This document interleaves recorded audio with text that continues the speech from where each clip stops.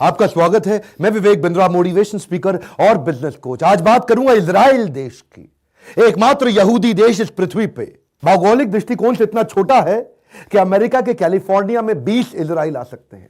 Population इतनी कम कि हमारे मौनी अमावस्या पे जो कुंभ मेला होता है, 4-5 इजराइल तो हम 2 घंटे में नहला देते हैं। लेकिन दुनिया का 8वां सबसे शक्तिशाली देश बनाए, टेक्नोलॉजी और स्टार्टअप्स के मामले में पूरी दुनिया को पीछे किया है इसने। छोटी आबादी के अंदर इतनी ताकत, और ऐसा देखिए देश है, आप उससे लड़ाई नहीं कर सकते इजराइल से। अगर इजराइल का कोई शत्रु है, एक तो बचेगा नहीं वो जिंदा, उसको उखाड़ के खत्म कर देगा, नेस्तो नाबूद तबाह कर देगा। इजराइल का ये एक नीति है। उसकी क्या नीति है? अगर आप मेरे दुश्मन और आपने मेरे एक नागरिक को मारा, आपके देश में घुस के 10 को मारूंगा, जो कर सकते हो कर लेना। इजराइल को दुनिया में सबसे ज्यादा सुरक्षित देश माना जाता है। इसकी सुरक्षा के पीछे कारण क्या है? इनकी खुफिया एजेंसी है मोसाद। मोसाद ऐसी खतरनाक इनकी एजेंसी है, पूरी दुनिया डरती है इनकी इंटेलिजेंस से। जो उनकी इंटेलिजेंस एजेंसी, अगर आप उंगली तो उठा दो उनके ऊपर। 1972 का वो म्यूनिक ओलंपिक की घटना थी, जिसमें फिलिस्तीनी आतंकवादियों ने इनके 11 खिलाड़ियों को म्यूनिक में मार दिया था। बस उसके बाद क्या हुआ? प्रधानमंत्री ने एक एक खिलाड़ी के घर जाके उनके माँ बाप, रिश्तेदारों को जाकर के वचन दिया था कि इस मौत का बदला लिया जाएगा। पहले तो 2 दिन में अगले 2000 फिलिस्तीनी आतंकवादियों को उन्होंने मारा, और उसके बाद वहां रुके नहीं। ढूंढे वो कौन कौन लोग थे जिन्होंने 11 खिलाड़ियों को मारा, और उसके बाद दुनिया भर में घूम घूम के अगले 16 साल तक, 1972 से 1988 तक, एक एक घर में घुस घुस के, किसी भी देश में क्यों ना हो, उखाड़ के निकाल के खत्म किया। ये है इनकी खुफिया एजेंसी। इसलिए ये देश इतना सुरक्षित हो गया है। 1976 में भी युगांडा के अंदर कुछ आतंकवादियों ने इनके 54 नागरिकों को बंधक बना लिया था, और जब इन्होंने बंधक बनाया, इन्होंने, इजराइल ने कोई नेगोशिएशन नहीं की। ये चुप रहे, चुपचाप जाकर के युगांडा देश में घुसे, और घुस करके अपने सारे नागरिकों को रातों रात छुड़ा के बाहर निकाल के ले आए। ये जो इनकी एजेंसी है, बेसिकली क्या करते हैं, इनके 85 लाख पॉपुलेशन वाले देश में 35 लाख लोग तो आर्मी के अंदर है। इनके देश में हर आदमी को, हर औरत को आर्मी की ट्रेनिंग लेनी जरूरी है, 3 साल की कम से कम। औरत होगी तो 2 साल, आदमी होगा तो 3 साल आर्मी की ट्रेनिंग लेनी है। यहां की औरतें भी जेब में हर जगह अपने पास बंदूकें, अपने पास सारे हथियार लेके चलते हैं। एक्चुअली अगर आप पीछे जाए ना, सेकेंड वर्ल्ड वॉर के दौरान नाजी गवर्नमेंट, हिटलर ने 60 लाख यहूदियों को, 6 मिलियन यहूदियों को जान से मार दिया था। गैस की पाइपलाइन में जिंदा जला के खत्म करके मार दिया था। और वहीं उन यहूदियों ने उसके बाद में अपने अलग देश की डिमांड करी थी, और उसके बाद फिलिस्तीन से अलग हुआ था। तो उसी समय से आसपास के सारे मुसलमान देश इसके अगेंस्ट रहा करते थे। और वहीं पे इजराइल को खत्म करने के लिए इजिप्ट और जॉर्डन के बीच में एक समझौता हो गया। समझौता था कि अगर इजराइल द्वारा हमारे मुल्क पे हमला हुआ तो दूसरा मुल्क पहले मुल्क का साथ देगा। वही हुआ। 1967 के जून में इजराइल इजिप्ट की सीमा पर युद्ध शुरू हो गया, और जल्दी ये सारे अरब मुल्कों तक फैल गया। इसमें केवल अब इजिप्ट और जॉर्डन नहीं रह गए थे इजराइल के खिलाफ। इन्होंने Iraq, Kuwait, Syria, Saudi Arabia, Sudan, Algeria, सारे देशों को साथ में लिया। इजराइल को खत्म करने के लिए इन्होंने जॉर्डन को अपना बेस बनाया। जॉर्डन में आर्मी का बेस बना, और इस वॉर को जून वॉर का नाम दिया गया। पर इससे पहले कि ये इजराइल पर अटैक करते, 5 जून को इजरायली एयरफोर्स ने इजिप्ट के तकरीबन 4000 फाइटर जेट को जमीन पे ही उड़ा दिया। इससे सारे दुश्मन देश घबरा गए, और पूरा जंग 6 दिन के अंदर ही खत्म हो गया। इजराइल जानता था कि अगर उसको जीतना है तो पहले हमला करना ही होगा। बस इजराइल ने तुरंत जॉर्डन के आर्मी बेस पे जितने भी लड़ाकू विमान थे, उन पर ताबड़तोड़ हमले शुरू कर दिए। मामला रुका नहीं, अरब मुल्कों ने अपनी सारी फौज सीमा पे नीचे लगा दी और जमीनी लड़ाई शुरू करी। न केवल युद्ध जीते, बल्कि एक्स्ट्रा गाजा पट्टी भी अपने नाम कर ली। जब ये एक्चुअली देश स्वतंत्र हुआ था ना, जब ये फिलिस्तीन से अलग हुआ था, तब छोटा था, लेकिन लोगों ने इस पे युद्ध किया, अटैक किया। ये अटैक में उनको मार के उखाड़ता, और फिर उनकी कोई जमीन हथियार लेता। धीरे धीरे आज इजराइल का साइज जितना था शुरू में, उससे बड़ा हो गया है। इतना आर्मी इन्होंने स्ट्रांग कर लिया इंटरनली।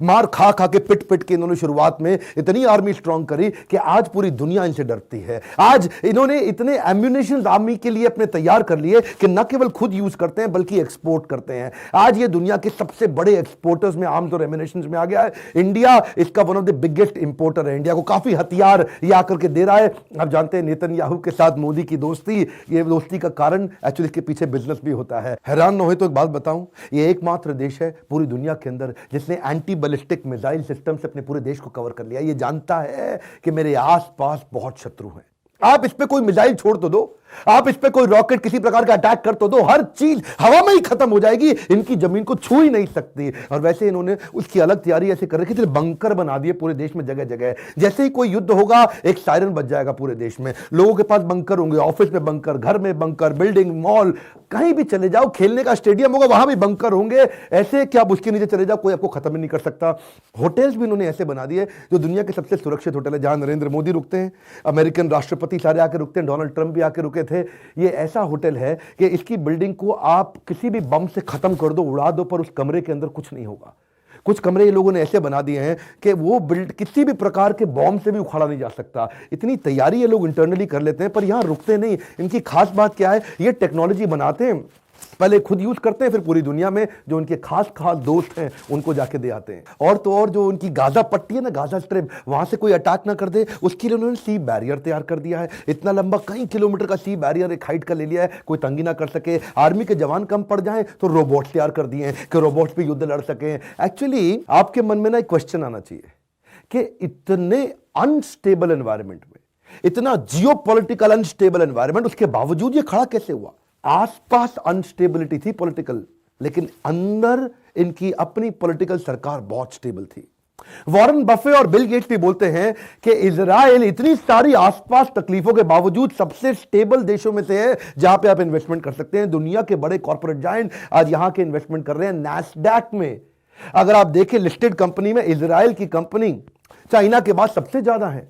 अगर आप जापान की कंपनी सारी जोड़ लें, इंडिया की जोड़ लें, जर्मनी की जोड़ लें, साउथ कोरिया की जोड़ लें, फ्रांस, यूके सब जोड़ लें, वो भी नैस्डैक में इसकी बराबरी नहीं कर सकता। इजराइल की टेक इनोवेशन का स्टार्टअप, इसको silicon valley of middle east बोला जाता है। आज सबसे ज्यादा तेजी के साथ टेक्नोलॉजिकल हब और स्टार्टअप यहां बन रहे हैं, सबसे तेजी से इनोवेशन हुए। कोई भी दुनिया की बड़ी टेक्नोलॉजी कंपनी ले लो, उसका R&D सेंटर अगर इनको विश्वास है तो इजराइल पे है। इनको इजराइल की सरकार पे, इजराइल की मैन पावर पे, इजराइल की पॉलिसीज पे, सारी अमेरिकन सिलिकॉन वैली की कंपनीज को बहुत विश्वास है। बैक ऑफिस सेटअप यहां बनाना शुरू किया। इन्होंने किया क्या, एक इंटरनल संस्था बना दी इसके लिए, इजराइल इनोवेशन अथॉरिटी।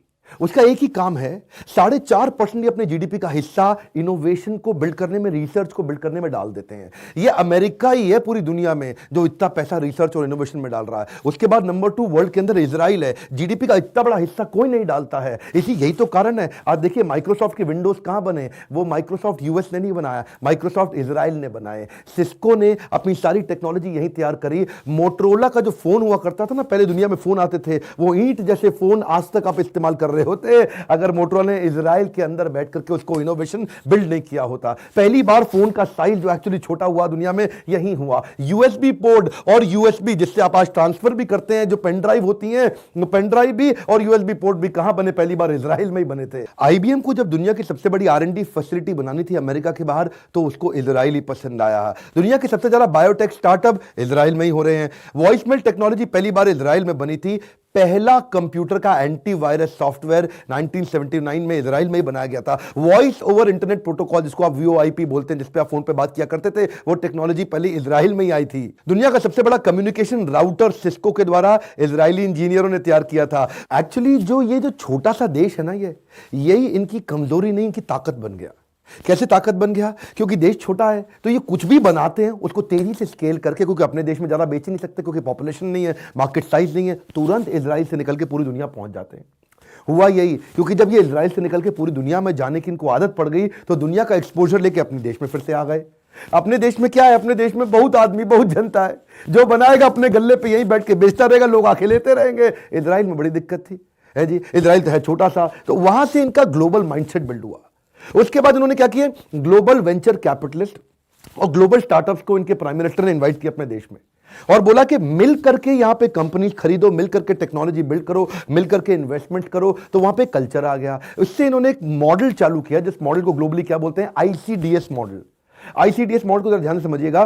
पहले ये आइडेंटिफाई करते हैं प्रॉब्लम क्या चल रही है मार्केट में। उस प्रॉब्लम को आइडेंटिफाई करने के बाद ये अपनी पूरी मैन पावर को, अपनी टेक्नोलॉजी के लिए जो R&D सेंटर्स है वहां पे उनको बोलते हैं, देखो यंग बच्चों को एक काम करो, ये प्रॉब्लम मिल गई है, इसका सोल्यूशन बनाओ, क्रिएट करो, क्रिएट करो उसका सोल्यूशन, और क्रिएट करके उसके बाद अपने देश में पहले डिलीवर करो सब लोगों को। अपने यहां पे जो कॉर्पोरेट्स हैं उनको डिलीवर करो पहले सोल्यूशन, उनको डिलीवर कर दिया, यहां पे सोल्यूशन चल गया, बहुत बढ़िया चल गया, उसके बाद पूरा देश मिलकर इसको दुनिया भर में सेल करता है। इसको बोलते हैं ICDS। हाँ, पहले क्या करो, पहले आइडेंटिफाई करो प्रॉब्लम को, उसी का सोल्यूशन यहीं क्रिएट करो, पहले आसपास आपस में डिलीवर कर दो, फिर पूरी दुनिया में जाके सेल करो। ये टेक्नोलॉजी तैयार करते हैं, बाकी दुनिया में जाके उसके बाद सेल करते हैं, उसको पेटेंट कर लेंगे, उसके कॉपीराइट ले आएंगे, उसकी रॉयल्टी इनकम जनरेट करेंगे, उसको जाकर के बाहर फ्रेंचाइज आउट कर देंगे, उसको लाइसेंस आउट कर देंगे। तो अपने देश में ये दादा बनाने में झंझट नहीं लेते, अपने देश में दिमाग पे इन्वेस्टमेंट कर रहे हैं। कह रहे थे सबसे बढ़िया हमारी इंजीनियर्स, मैन पावर, जितने टेक्निकली स्मार्ट लोग हैं उन पे इन्वेस्टमेंट करो, उनको बोलो तू वो प्रॉब्लम सॉल्व कर जो दुनिया में कोई नहीं कर रहा, उसको यहां सॉल्व कराएंगे, पहले यहां पे लाके डिलीवर करेंगे अपने कॉर्पोरेट को, उसके बाद दुनिया भर में बेचेंगे। इजराइल की सफलता की आपको टेक्नोलॉजी की कहानी में समझाने के लिए 3 स्टेप बताता हूं, इसको समझेंगे आपको पूरा पिक्चर क्लियर होगा। पहले स्टेप में ये क्या करेंगे, जो भी प्रॉब्लम आइडेंटिफाई करते हैं पूरी मार्केट के अंदर, उसके लिए ये अपने R&D सेंटर्स में, अपने एकेडमिक सेंटर्स में, अपनी लेबोरेटरीज में, अपनी मैन पावर पे पैसा लगा देते हैं। देखो भाई तुम पूरी जान लगा दो, इसका सोल्यूशन निकालो बस। वो बैठ करके पूरी जान लगाएंगे और उसका सोल्यूशन तैयार करेंगे। उसके बाद आएगा स्टेप 2, जहां पे आते हैं TTO, इनके यहाँ टेक ट्रांसफर ऑर्गेनाइजेशन होती हैं। अब मान लो पहले स्टेप में उसने पेन ड्राइव बना दी कुछ, अब पेन ड्राइव बनाई तो टेक ट्रांसफर ऑर्गेनाइजेशन क्या करेंगे, दुनिया के बड़े मल्टीनेशनल कॉर्पोरेट्स को बुलाएंगे, उनको बोलेंगे सुनो भाई, हमारे आदमी ने यहां पे इस रिसर्च सेंटर में पेन ड्राइव तैयार करी है, ये आपको बहुत काम आ सकती है, बताओ कितने में खरीदोगे हमसे। तो टेक ट्रांसफर ऑर्गेनाइजेशन मान लो किसी बड़े कॉर्पोरेट को, मल्टीनेशनल जायंट को बुला करके वो टेक्नोलॉजी उनको बेचेगा जिससे उनको पैसा मिलेगा, और फिर वो टेक्नोलॉजी अपने देश में पहले सबको बेचेंगे, उसके बाद उसको लाइसेंस आउट करा देंगे पूरी दुनिया में उस कंपनी के माध्यम से। तो अब पूरी दुनिया में हो सकता है R&D वाला आदमी ना बेच पाए, साइंटिस्ट ना बेच पाए, इंजीनियर ना बेच पाए, उसको वो समझ नहीं है, उसको कमर्शियल वायबिलिटी का पता नहीं, उसको वैल्यूएशंस का नहीं पता, उसको स्केलेबल मॉडल्स का नहीं पता, उसको बिजनेस की अंडरस्टैंडिंग नहीं है। तो TTO बीच में, टेक ट्रांसफर ऑर्गेनाइजेशन, आज ये हमारे देश में बहुत जरूरी है। देखिए अमेरिका के अंदर हर 10,000 लोगों में से आज लगभग 80 लोग रिसर्च साइंटिस्ट है, लेकिन इजराइल ही एकमात्र ऐसा देश है जहां पे हर 10,000 लोगों में से 120 लोग रिसर्च साइंटिस्ट, दुनिया में सबसे ज्यादा।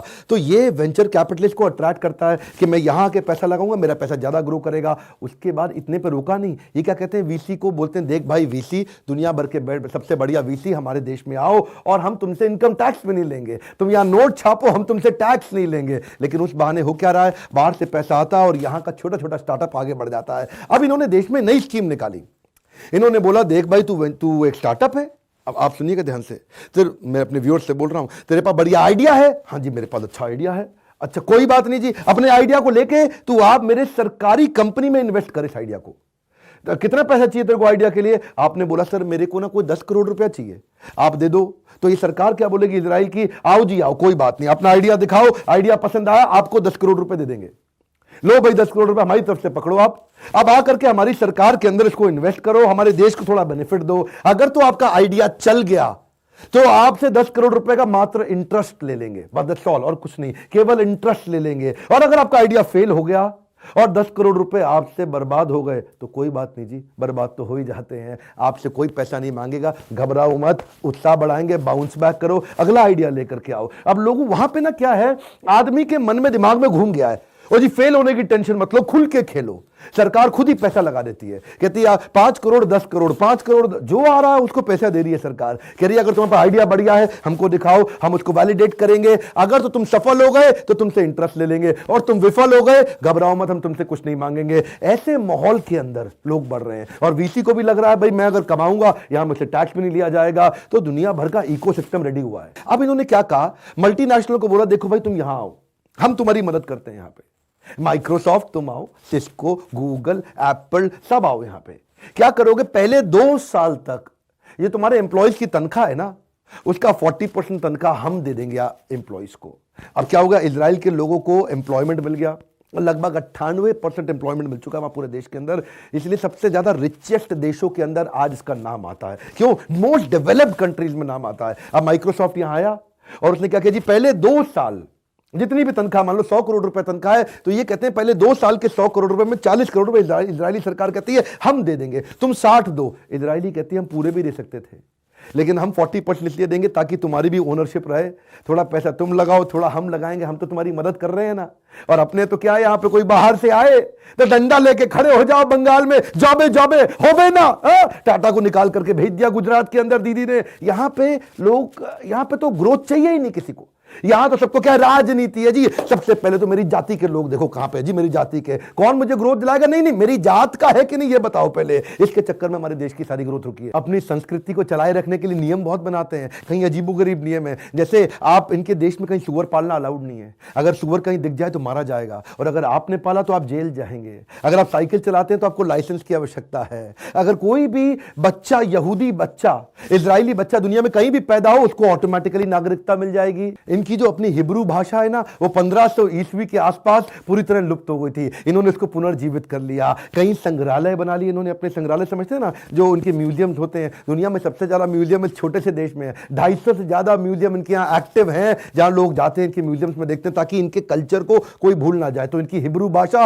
वापस जीवित हो गई। वैसे तो उनका 250 किलोमीटर का छोटा सा तट है, उस पर भी इन्होंने 125 बहुत सुंदर बीच बना दिए ताकि टूरिज्म को अट्रैक्ट कर सकें। टूरिस्ट बहुत आ रहा है जिनके देश के अंदर, चारों तरफ से अपने कल्चर को प्रोटेक्ट करते देश को आगे बढ़ा रहे हैं। नीचे कमेंट बॉक्स में बताइए अगला वीडियो कौन सा देखना चाहते हैं, किस देश पे देखना चाहते हैं। अगर वीडियो थोड़ा भी पसंद आए, बहुत मेहनत लगती है, लाइक जरूर करिए, चैनल सब्सक्राइब करिए और आसपास कई लोगों से कराइए ताकि इस तरह की वीडियो उनसे मिस ना हो जाए। हमारे साथ जुड़े रहने के लिए, हर बार वापस आके वर्ल्ड के नंबर 1 एंटरप्रेन्योरशिप चैनल के वीडियोस को देखने के लिए आप सबका दिल से बहुत